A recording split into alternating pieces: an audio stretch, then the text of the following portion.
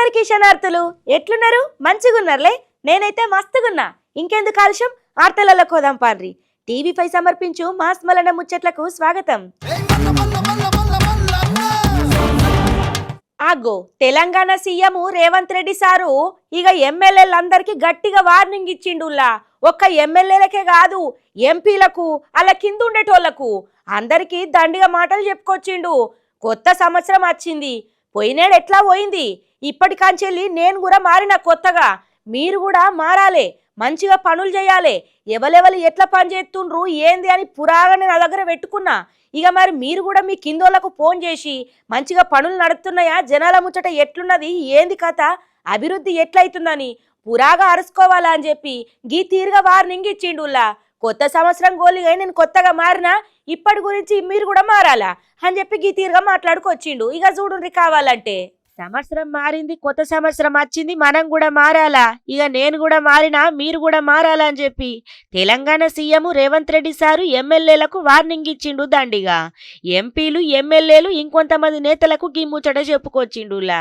ఇప్పటికాంచెల్లి party నాయకులకు ఎక్క సమయం కేటాయిస్తా గతంతోటి పోలితే కొత్త ఏడాదిలా నా దగ్గర మార్పు మస్తుగానే వచ్చింది పార్టీ ఎమ్మెల్యేలు కింది స్థాయి నాయకులకు ఫోన్ చేసి శుభాకాంక్షలు చెప్పాలా యోగక్షేమాలు తెలుసుకోవాలా ఎట్లున్నారని చెప్పి మొత్తం ఆరదీయాల జల్దీనే స్థానిక సంస్థల ఎన్నికలు రాబోతున్నాయి అని గుర్తు చేసిండు పార్టీ ఎమ్మెల్యేలతో సహా ప్రజా ప్రతినిధులందరి పనితీరుకు సంబంధించి రిపోర్టు నా కాడున్నది ఎవరు ఎంత పని చేస్తుండ్రు ఎట్లా పని చేస్తుండ్రు ఏంటిది అని ఇక వాళ్ళని గుర్తించి ఏ బాధ్యతలు అప్పగించాలన్నది నాకు బాగా ఎరికే నా రిపోర్టు కూడా నేను తెప్పించుకుంటా ఇక ఎవరి ప్రోగ్రెస్ రిపోర్టు వాళ్ళకి అప్పగించుడు కూడా జరుగుతుంది జనాలకు ప్రతి ఒక్కరు అందుబాటులో ఉండాలా ఏడాది పాలనలా తెలిసి తప్పు చేయలే తెలకుండా జరిగిన తప్పుల మీద చర్యలు తీసుకుంటున్నాము ఇక ఏడాది పాలనలా ఎన్నికల కూడా అచ్చుడుతోటి రాష్ట్ర స్థాయి పాలన 6 నెలల లెక్కనే సాగిందని గుర్తుపెట్టుకోండి కేవలం 6 నెలలనే ప్రజా మద్దతును మన సర్కారు సాధించింది ఏడాది పాలన అనుభవాలు వచ్చే 4 ఏళ్లకు ఉపయోగపడతాయి గవి మనసులుంచుకొని చక్కగా మసులుకోవాలని అది చేసిండు గాలిపంక పాటోళ్ళంటే ముందుగాల యాదికొచ్చేది ఏంటిది చెప్పుండ్రి ఏపీలా ఎక్కడన్నా జాగ కనబడితే చాలు దాన్ని కబ్జా చెయ్యాలా అలా పేరిట పట్టా వేయించుకోవాలా గిసొంటి ఎన్ని కాలేవుల్లా మస్తు మంది దాకా మస్తు జాగలు కోల్పోయినరు పేదోళ్ళ జాగలనైతే అమాతం మింగి పడేసిండ్రు గీ గాలిపంక పాటోళ్ళు ఇక ఇప్పుడు పుట్టు పూర్వం మొత్తం బయట కత్తున్నది వీళ్ళు చేసిన పనులన్నీ బయట కత్తున్నాయి చూడుండ్రి ఇక గాలిపంక పాటోళ్లకు మంచి పండుగనే ముందరున్నదని చెప్పాలా మరి ఏమేం భూములు ఎన్నిదాకా పోయినాయి ఎన్నిదాకా చూసిండ్రు ఏం కథ అని పురా గరుచుకోనద్దాం రాన్రి జగనాలు హయాంలా ఎక్కడన్నా జాగ కనబడితే చాలు కబ్జా చేసుడు అలా పేరిట చేపించుకునుడు గాలిపంక పాటోల తీరు మొత్తం గిట్లనే ఉంటుండే ఇక జగను జమానాల పేదల భూముల మీద ఆలిన గాలిపంక పార్టీ గద్దల ఆక్రమాలు ఓటోటి బయటపడ్డాయి అధికారుల విచారణల ఫ్రీ హోల్డ్ డొంక గదులుతున్నదనే చెప్పాలా ఎసైండు భూములను అమ్ముకునే తందుకు పోయిన గాలిపంక పార్టీ సర్కారు జీవో తెచ్చుడుతోటి దీన్ని అడ్డుపెట్టుకొని పేదల భూములను ఎప్పటికి పడితే అప్పుడు కబ్జాలు చేసుడు గాలిపంక పార్టీల తీరైపోయింది ఇక ఇప్పుడు గిదిన్ మీద జరిగిన రెవెన్యూ సదస్సుల ఫ్రీ హోల్డ్ భూముల మీద పెద్ద ఎత్తున ఫిర్యాదులు వచ్చి పడ్డాయి విశాఖకు వచ్చిన రెవెన్యూ మంత్రికి భూబాధితులు అలాగ జరిగిన అన్యాయాన్ని మురబెట్టుకున్నారు చూడుండ్రి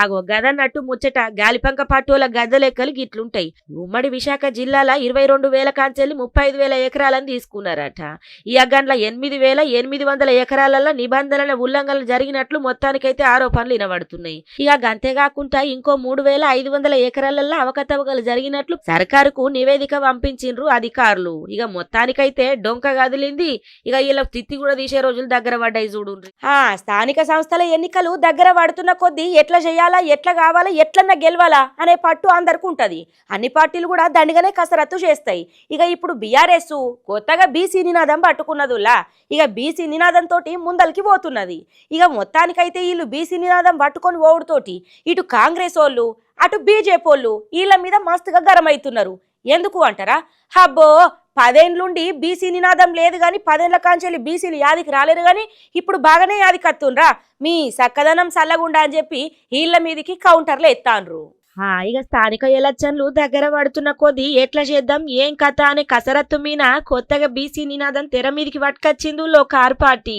స్థానిక సంస్థల ఎలక్షన్లే లక్ష్యంగా పార్టీ నేతలు బీసీ నినాదాన్ని అందుకున్నారు. ఉమ్మడి నిజామాబాద్ జిల్లా దిక్కు ఎమ్మెల్సీ కవిత ఇక దండిగా దృష్టి పెట్టిందనుకోరాదుర్రి. ఇక ఇప్పటికే జిల్లాలలో పర్యటించిన గామె బీసీ ముచ్చట్ని ప్రధానంగా మాట్లాడుకొచ్చింది. ఎన్నికల సమయంలో కామారెడ్డి సభల కాంగ్రెస్ ప్రకటించిన బీసీ డిక్లరేషన్ అమలు కోసము బీసీ సంఘాలతోటి కలిసి ఒత్తిడి పెంచాలని మొత్తానికైతే బీఆర్ఎస్ నిర్ణయించింది.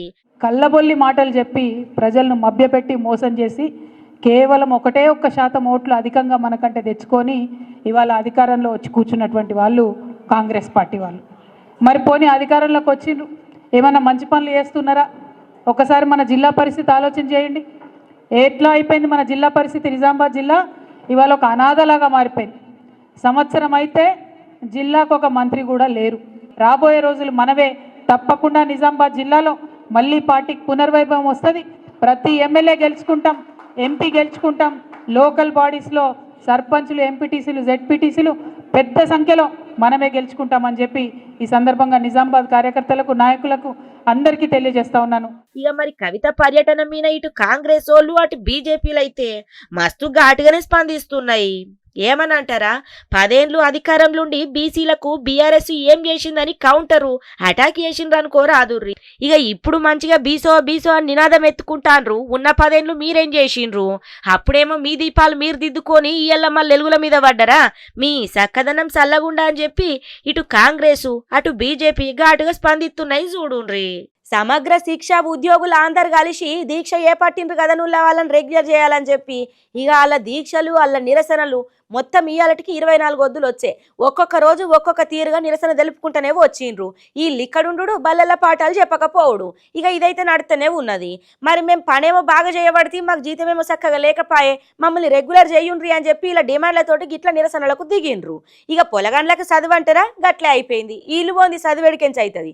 వాళ్ళ బతుకులు అక్కడ అట్లా కాబట్టి వీళ్ళ బతుకులు ఇక్కడ ఇట్లా కాబట్టి ఇక ఇప్పటికన్నా జరంతా మా మీద మొర చూసి ఇక మా మొరాలకించి ఇక జరమ్మా మేము చెప్పిన డిమాండ్లను అన్నింటినీ నెరవేర్చాలా సారు అని చెప్పి నిరసనల మీద నిరసనలు చేస్తూనే ఉన్నారు. నల్గొండ కాడ కలెక్టరేట్ కాడ ఇక మొత్తానికైతే పెద్ద ఎత్తున భారీ ర్యాలీతోటే వెళ్ళిండ్రుల్లా. ఇక కావాలంటే చూడుండ్రి. నల్గొండ కాడ సమగ్ర శిక్ష ఉద్యోగుల నిరాహార దీక్షలు 24 వద్దులకు చేరుకున్నాయి.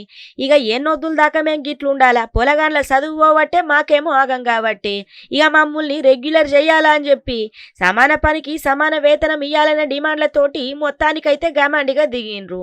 రోజుకో రకంగా నిరసనలు తెలుపుతున్నారు, చూస్తూనే ఉన్నాము. జిల్లా కలెక్టర్ ముంగట నిరసన దీక్షలు చేపట్టిండ్రులా. ఇక చూడుండ్రి. గత 24 రోజులుగా మేము సమగ్ర శిక్ష ఉద్యోగుల సంఘం ఆధ్వర్యంలో మమ్మల్ని డిమాండ్ చేయాలనే ఒక ఏకైక డిమాండ్ తోటి మేము 24 రోజులుగా రాష్ట్ర వ్యాప్తంగా ఉన్నటువంటి 19,000 మంది మేము పోరాటం చేస్తున్నప్పటికీ రాష్ట్ర ప్రభుత్వము చర్చల పేరుతోటి మాకు నిరసన మిగిల్చింది అనే ఉద్దేశంతో ఈరోజు నల్గొండ జిల్లా కేంద్రంలో క్లాక్ టవర్ నుండి కలెక్టరేట్ వరకు సుమారుగా 5 కిలోమీటర్లు పాదయాత్ర చేయడం జరుగుతున్నది. వెంటనే మా యొక్క సమస్యలను పరిష్కరించి మా యొక్క డిమాండ్లను పరిశీలించి ఎమ్మటే మాకు పరిష్కారం చూపెట్టాలని, మా అందరికీ ఖచ్చితంగా న్యాయం చేయాలని, మీరు ఏకశిలా పార్క్ దగ్గర వరంగల్లో ఏ మాట అయితే ఇచ్చిరో ఆ మాట ప్రకారం మాకు ఎమ్మటే దాన్ని నెరవేర్చాలని కోరుకుంటూ ఈ పాదయాత్ర తీయడం జరుగుతుంది. గత 24 రోజులుగా మేము ఎలాంటి కాంప్లెక్స్ స్థాయిలో కానీ, పాఠశాల స్థాయిలో కానీ, మండల స్థాయిలో కానీ, జిల్లా స్థాయిలో కానీ, కస్తూర్బా పాఠశాలలో కానీ, భవితా సెంటర్లో కానీ అన్నింటిలో బోధన ఆగిపోయింది, పనులు ఆగిపోయినాయి.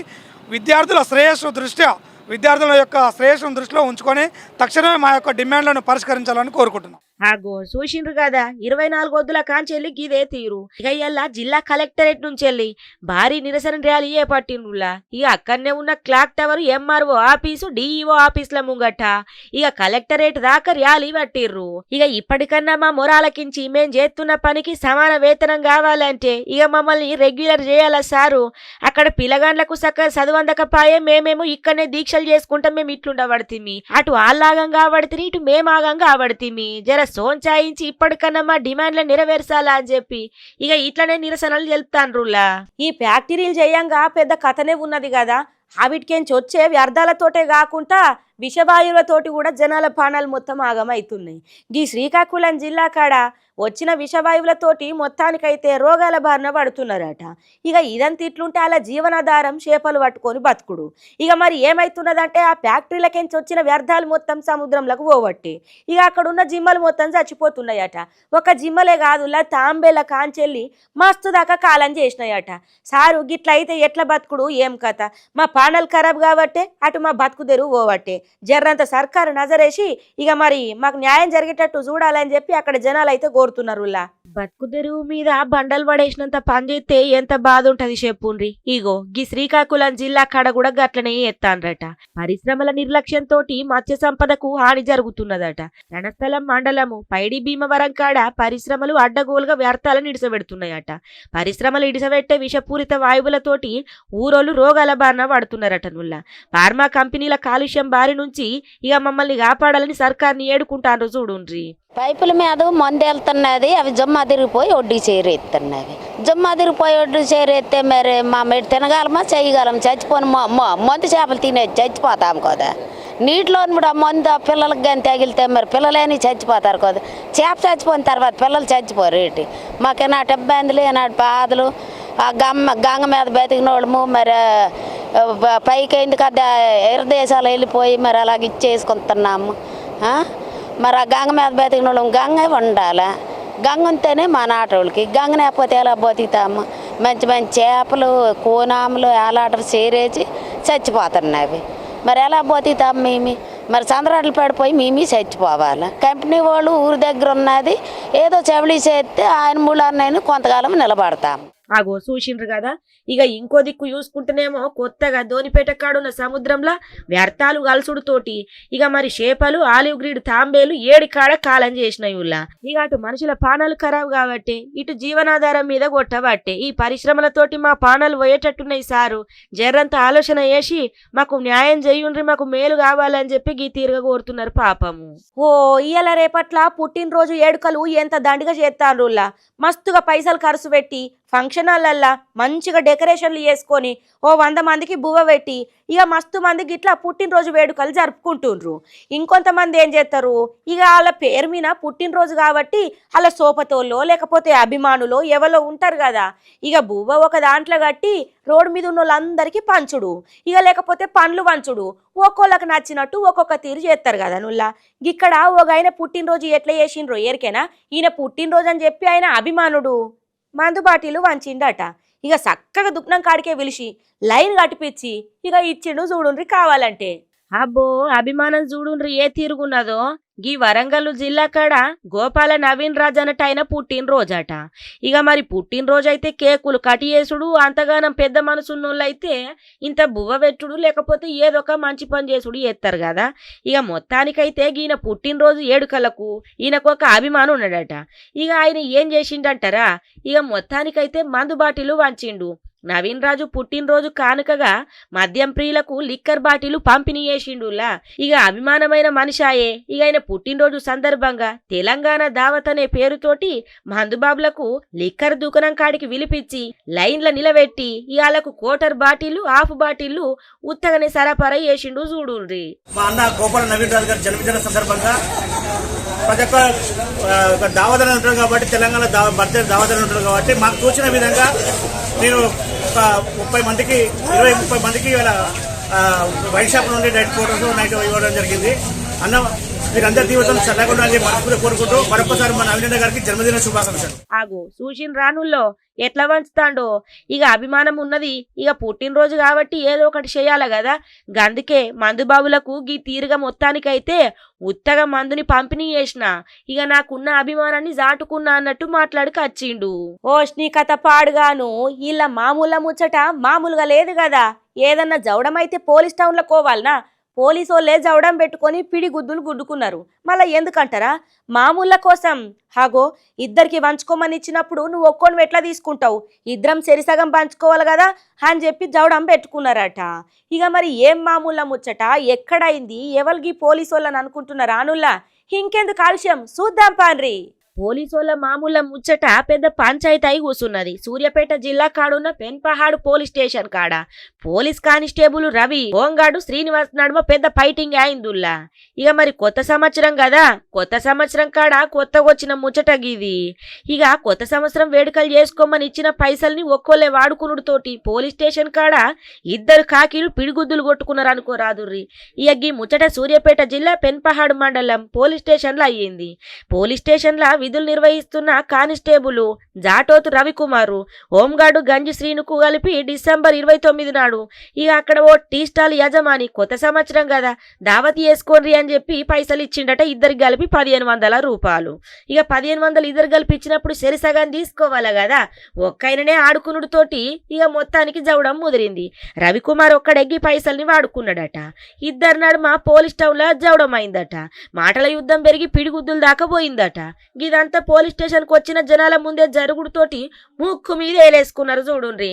మంచి చెప్పాల్సిన పోలీసులే పైసల కోసం ఎట్లా కొట్టుకుంటుండ్రు అని ఈ ముచ్చట జిల్లా ఎస్పీ కాడికి పోయింది. ఇంకేమున్నది, కానిస్టేబుల్ రవికుమార్ని ఇక సస్పెండ్ చేసిండు. హోంగార్డు శ్రీనును వీఆర్కు అటాచ్ చేసుకుంటా ఉత్తర్వులు జారీ చేసిండు అనుకోరాదుర్రి. మంచిగా ఉన్నదా ముచ్చట? 1500 కోసం ఆ పోలీసులు జవడం పెట్టుకున్నది. అది మామూలు ముచ్చట షెవ్వా అంటున్నారు పబ్లిక్. ఇగో ఇవ్వనట్టుల్లా ఇయాల్టి టీవీ5 సమర్పించు మాస్ మలన ముచ్చట్లు చూస్తూనే ఉండుర్రి. మళ్ళీ రేపు ఇయాల్టి దాకా ఇంకిన్ని మంచి మంచి ఆడతలతోటి మళ్ళా రేపు కలుతా. ఇగుంటా.